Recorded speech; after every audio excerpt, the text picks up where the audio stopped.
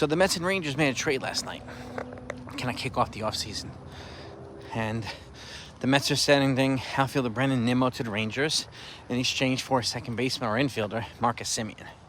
So the Mets improved defensively in the infield. There's no doubt about that. But they could be taking a step back offensively.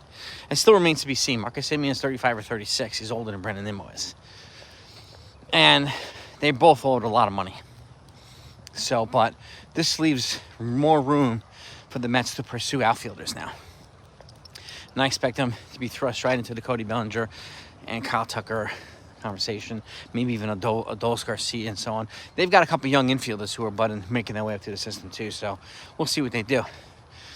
And my question now is, does this change things for the Yankees? Right? And there's going to be a lot of appetite. We'll see from Hal's going to address the media today, I think noon, and we'll talk about that afterward. But I wouldn't be sitting around holding our breath expecting some type of soundbite, right, to run with, because that generally is not going to happen. I'd be shocked if it does. With that said, what's the Yankees' next move? You know, and I do think it would be wise for the Yankees to make some type of move, not necessarily as a desperation move, right?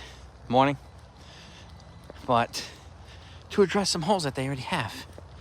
I don't mean make a foolish trade, like eating all of Tatis's contract, Fernando Tatis's contract, and giving half the farm to the Padres. Or eating all of Corey Seager's contract and giving half the farm to the Rangers. Those would be foolish trades. And guess how many pitching problems either one of those guys solve? 0. Okay? But the Yankees are clearly waiting to hear whether they can get signed Tatsuya Mai and or Kazuma Okamoto from Japan. But in the meantime, there are other things that they could do. Whether it be bring back Amed Rosario, maybe make a trade for somebody like Brendan Donovan, maybe consider Jonah Heim as a backup catcher. There are things that they could do in the meantime or fortify the bullpen.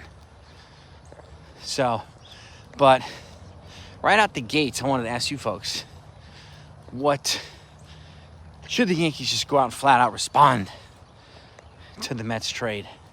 And does the Mets trade really make the Mets better? Or does it just position them for bigger moves later on? Okay? I'm curious to see what the Yankees are going to do next. I really, really am. But again, I do not want them to make a desperate move. And I actually appreciate that they're more calculated the way they are. Let's talk about it.